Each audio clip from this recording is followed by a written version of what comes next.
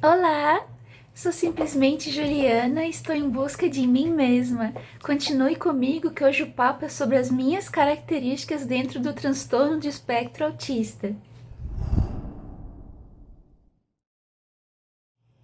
Dia 2 de abril é comemorado o Dia Mundial da Conscientização do Autismo. E eu acho isso muito importante porque até hoje a gente ainda tem uma ideia errada do que é o autismo. Eu sei porque eu também tinha essa ideia antes de saber que eu era autista. A gente acredita que o autismo é aquela pessoa que está totalmente alheia à realidade e não interage com o ambiente de jeito nenhum. Mas hoje a gente está vendo que não, o autismo ele é um espectro, ele é muito amplo, então ele pode ter vários tipos de características e outras que são muito sutis na vida da pessoa, assim, só que ela, mesmo sendo sutil, ela ainda está ali e ainda gera um prejuízo para essa pessoa.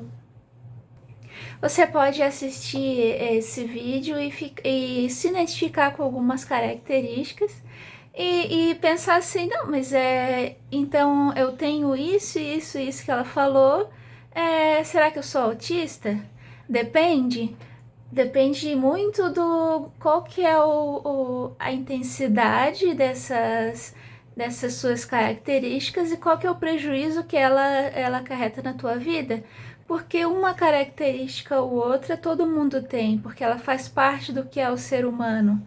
Então, por isso que tem aquela ideia errônea que todo mundo é um pouco autista. Os critérios diagnósticos, eles são três. A pessoa ela precisa ter prejuízo na interação, na comunicação e na interação social. Ela tem que ter interesses restritos, que a gente chama de hiperfoco, e também ter comportamentos repetitivos. Daí, tendo essas três características e avaliado a intensidade, o prejuízo e tudo mais, daí é fechado um diagnóstico para autismo. Por isso que para conseguir fazer esse diagnóstico, a gente tem que passar por uma avaliação muito grande do histórico, desde quando que a gente tem essas questões, se começou desde a infância ou se foi depois de algum evento,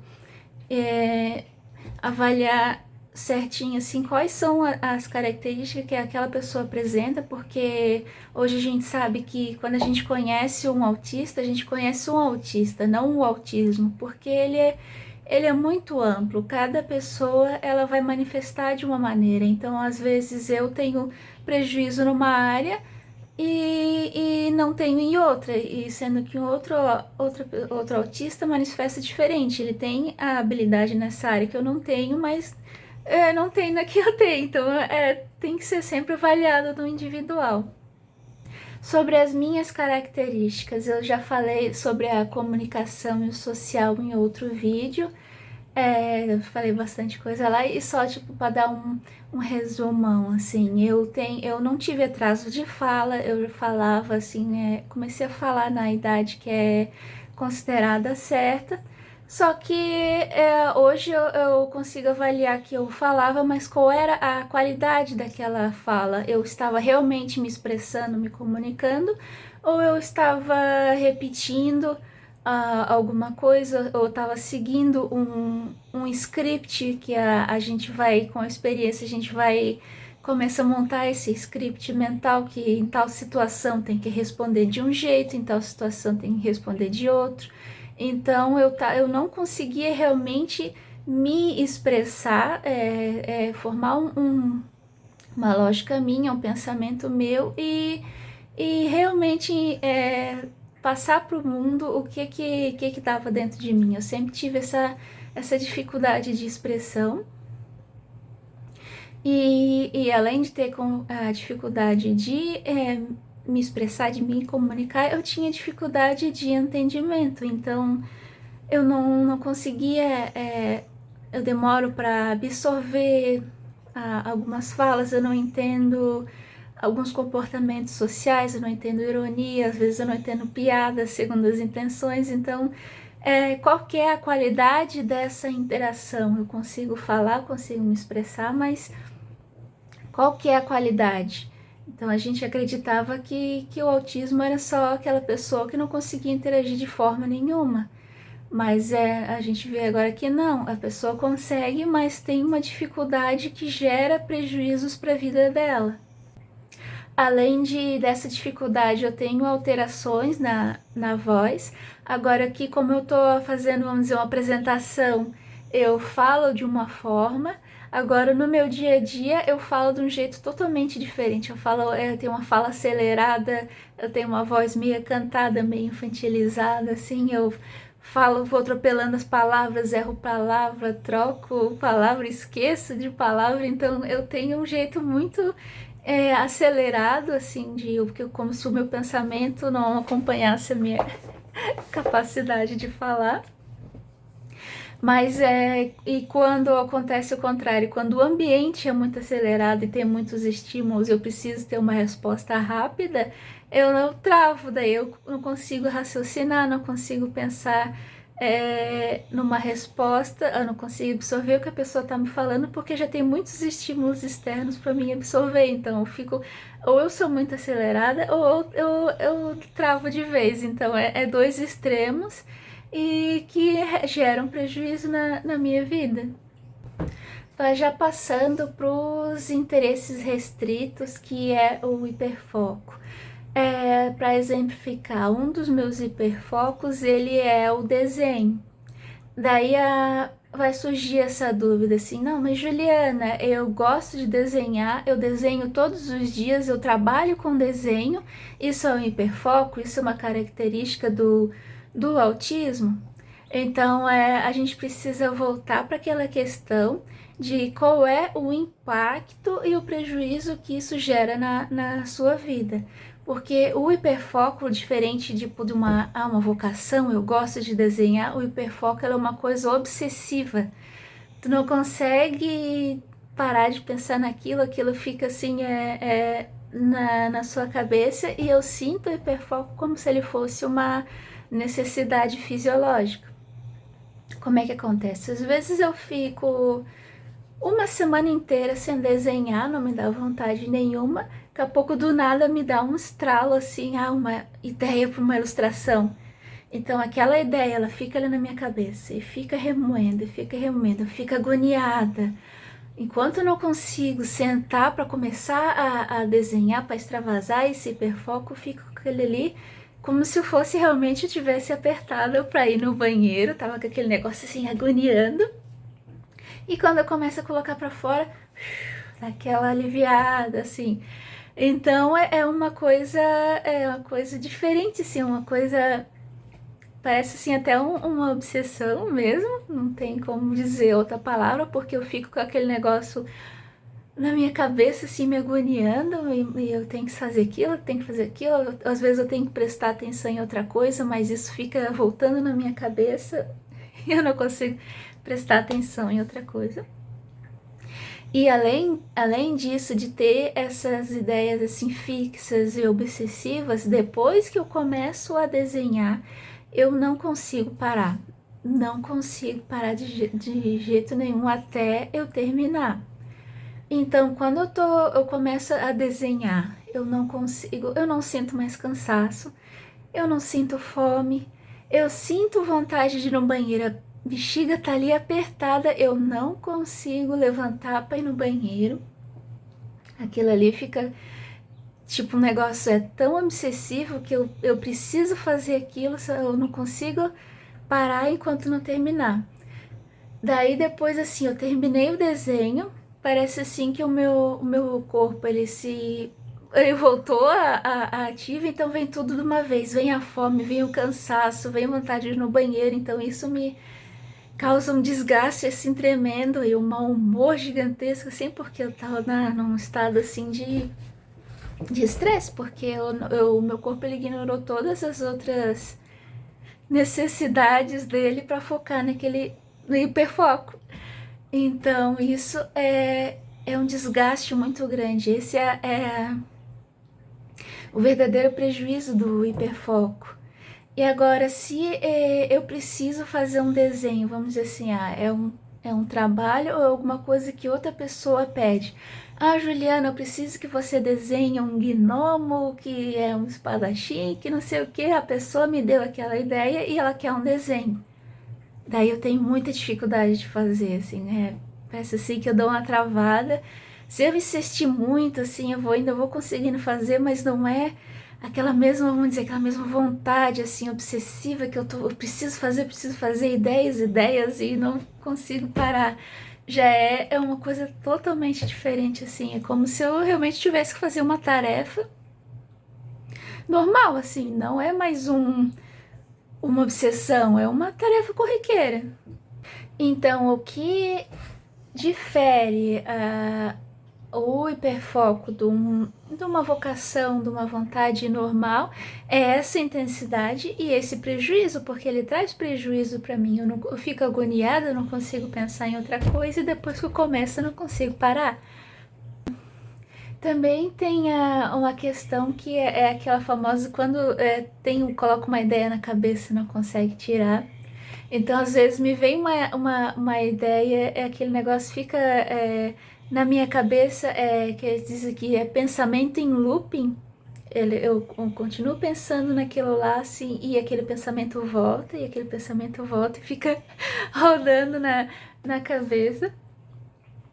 Então, às vezes, eu coloco na cabeça, assim, eu gosto muito de plantas, gosto muito de jardinagem, então às vezes eu coloco na cabeça que eu preciso fazer tal coisa. Ah, me vem uma ideia de mexer lá no jardim, ou uma ideia de comprar outra planta. Então aquele negócio ele fica na minha cabeça fixo, eu não consigo mais pensar em outra coisa até eu conseguir extravasar isso. E qual é o prejuízo disso? Porque se eu não cuidar e eu juntar essa ideia fixa com uma impulsividade, quando eu vejo eu tô gastando um dinheiro que eu não podia, quando eu vejo eu já fiz uma coisa antes de pensar, é, eu tenho também um hiperfoco em livros, então eu tenho que evitar muito entrar no site da Amazon, porque se eu vejo uma promoção eu quero comprar aquele negócio e eu tento me desligar daquilo e aquele pensamento fica voltando na minha cabeça. Então, esses interesses restritos não é só sobre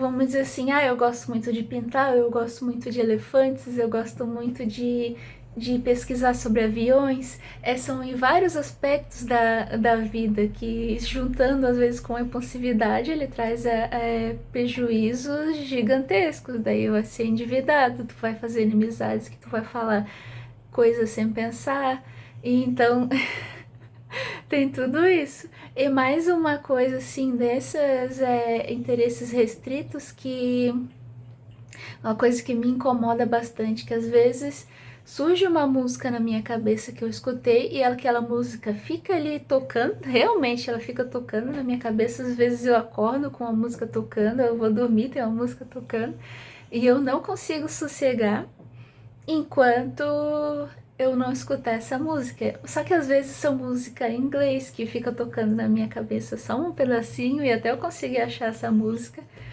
dá um trabalho danado, porque eu não sei nome, eu tenho uma dificuldade gigantesca de gravar nomes. Então às vezes isso me enlouquece. E já entrando então na parte dos comportamentos repetitivos com relação à música, eu às vezes ela me vem uma música num hiperfoco e eu fico assim dias escutando essa mesma música e ela não sai da minha cabeça até que, como mágica, ela evapora e entra outra no lugar. Daí fica um outro ciclo daquela música, eu me repetindo aquela música, escutando. E às vezes não é só uma música, às vezes é um CD inteiro de um artista. E isso também é bem curioso, porque eu tenho que escutar, além de escutar as mesmas músicas, eu tenho que escutar elas nas mesmas sequências, porque na minha cabeça, quando tá terminando uma música, ela já se prepara para a próxima. Então, quando vem a próxima, é uma música que eu não estava esperando, ela me agonia um pouco. Então, além de ter esse pensamento repetitivo e um interesse restrito pela mesma música, às vezes é pela mesma sequência. Então, eu tenho sequências de música que eu escuto, eu tenho músicas que eu preciso escutar para me desligar do ambiente, extravasar essa hiperatividade. Então é, é um comportamento restrito e repetitivo que eu tenho em relação a forte em relação à música. E isso vamos dizer que causa um prejuízo, porque eu não consigo escutar outra coisa, às vezes mesmo querendo. Então é uma dificuldade muito grande. E uma coisa que eu esqueci de falar sobre o hiperfoco é que o meu cérebro, ele tá ligado no hiperfoco, então às vezes eu quero conversar com outras pessoas sobre outros assuntos, ver outras coisas e eu tenho uma dificuldade tremenda de me concentrar. Eu gasto mais energia do que seria o necessário para prestar atenção numa conversa, para me conseguir interagir ali por causa desses meus interesses restritos. Agora, voltando aos comportamentos, seguindo os comportamentos repetitivos. Como é que isso acontece na minha vida? Eu me dou muito bem com rotinas. Eu noto assim que é a questão de como meu cérebro ele precisa gastar mais energia para processar as informações. Então ele se dá melhor quando tem uma rotina, porque muitas das coisas ele faz no automático e não precisa despender assim tanta energia. Então eu seguindo uma rotina assim é muito mais confortável. Não quer dizer que eu não consiga fazer outras coisas que estejam fora dessa rotina. Eu consigo, só que eu despendo de uma energia muito maior para fazer essas atividades. Então chega no final do dia que eu tive uma quebra de rotina, eu tô esgotada, assim, é um cansaço físico e um cansaço mental. É um dia assim completamente diferente de quando eu sigo uma rotina. Então, sempre quando eu quero colocar uma coisa nova na minha rotina, eu tenho uma dificuldade tremenda de colocar, porque é como se meu cérebro estivesse lutando contra isso, porque é cansativo. Mas depois que eu consigo insistir nisso e eu incorporo aquela situação na minha rotina, depois eu não consigo tirar. Se eu não faço aquela coisa da rotina, eu fico agoniada. Então, eu seguindo uma rotina, eu funciono muito melhor. Para exemplificar isso assim, para deixar assim bem, para ver o quanto que isso é esquisito e tem prejuízo na vida, a irmã do meu marido, ela é adolescente, ela veio passar uns dias aqui com a gente e ela é super querida, é um amor de pessoa e a gente se dá muito bem com ela. Só que no meu cérebro, ela passou uma semana. No meu cérebro, ela é uma quebra de rotina, como se fosse um intruso naquela minha rotina. Então eu me sentia incomodada com a presença dela, mesmo gostando muito dela, a presença dela, assim, ela me causava uma inquietação. Mas depois de uns 3 dias, meu cérebro incluiu ela na minha rotina, então acabou. Tipo, ela fazia parte e não me incomodava, não me deixava. Tipo, ela tava ali, ela fazia agora parte de mim, vamos dizer assim. Então não me incomodava mais. É muito, é muito esquisito. E desses comportamentos repetitivos, talvez ainda esteja ligado a interesses restritos, eu me alimento com as mesmas coisas todos os dias e não me enjoa. E eu gosto, assim, de comer uma coisinha diferente e tudo mais. Mas se não tiver, eu não sinto falta. Eu sinto falta se tirar algum alimento que eu tô acostumada a comer. Eu também gosto de usar as mesmas roupas. Quem acompanha o canal vai notar que de vez em quando eu repito algumas camisas, porque além do algodão ele ser mais confortável para mim, que eu tenha uma sensibilidade tátil, eu tô acostumada a usar as mesmas roupas, então parece eu vou sendo repetindo, porque pra mim é mais fácil, já sei o que eu vou vestir e deu. Agora, quando vamos dizer assim, eu tenho que sair para uma consulta, que eu tenho que fazer um figurino assim diferente, porque esse aqui é o modo, modo casa. Então, daí eu já despendo de uma energia maior e eu tô louca pra tirar essa roupa, porque ela não faz parte do meu dia a dia. E o que entra, assim, então, nos comportamentos repetitivos e que chama mais atenção, o que chama mais atenção de fora, assim, são essas estereotipias, que hoje a gente chama de STEAMs, que são comportamentos naturais do nosso corpo para fazer uma autorregulação. Vamos dizer, vamos explicar melhor isso. Vamos dizer assim, que a gente, para processar as informações do mundo, a gente despende de uma energia maior, eu despendo de uma energia maior, então meu corpo ele tá sempre assim, sob tensão, sob estresse. Então essas estereotipias, esses estímulos, é como se fosse alguma coisa que meu corpo usa para extravasar esse estresse. Então, às vezes, eu fico balançando a mão direto enquanto eu falo, eu fico arrancando pelezinha da unha, eu fico a minha unha já tá com um pedaço descolado aqui que eu fico assim fazendo esse movimento. Eu estralo muito os dedos. Eu, eu ando de um lado pro outro. Eu ando na ponta dos pés. É uma infinidade de manias que eu vou ter que gravar um vídeo só disso para falar a quantidade de mania que eu tenho. E quando eu tô vamos dizer assim, no ambiente social, que isso são comportamentos estranhos, assim, eu acabo me reprimindo e isso, tipo, fica me agoniando também como se fosse uma necessidade fisiológica.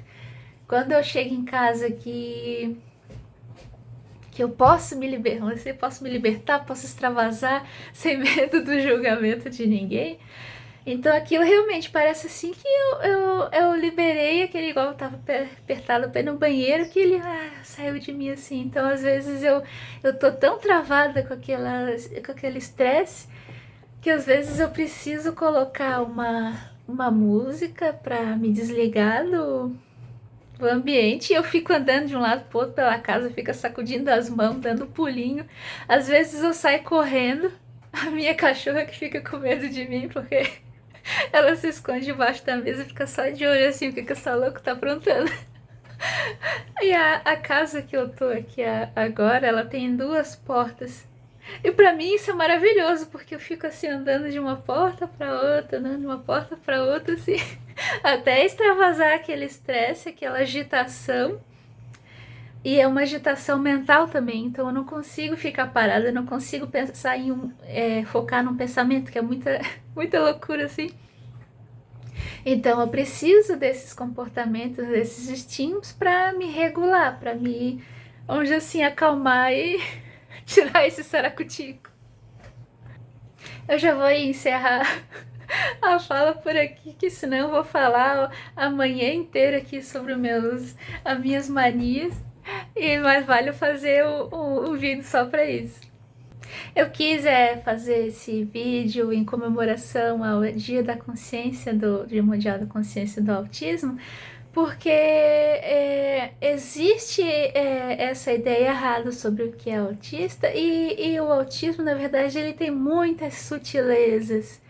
Então, às vezes, como eu não sabia que eu estava dentro do aspecto, porque eu manifesto de um jeito diferente, então cada pessoa é de um jeito. E se você se identificou assim com com essa minha fala, e se você sente que isso tá te dando um prejuízo na sua vida, você tem essa dúvida, será que eu sou autista, será que eu não sou? Assim que possível, é importante fazer uma avaliação Eu fiz avaliação com a neuropsicóloga, que ela vai ver certinho de todo o seu histórico, quais são as suas habilidades, onde você tem limitações, quais são os prejuízos, quais são as suas facilidades. Então, isso é muito importante buscar a ajuda profissional assim que possível, porque senão a gente fica com aquela duvidazinha e fica aquela pulguinha atrás da orelha incomodando. E às vezes você, como eu falei que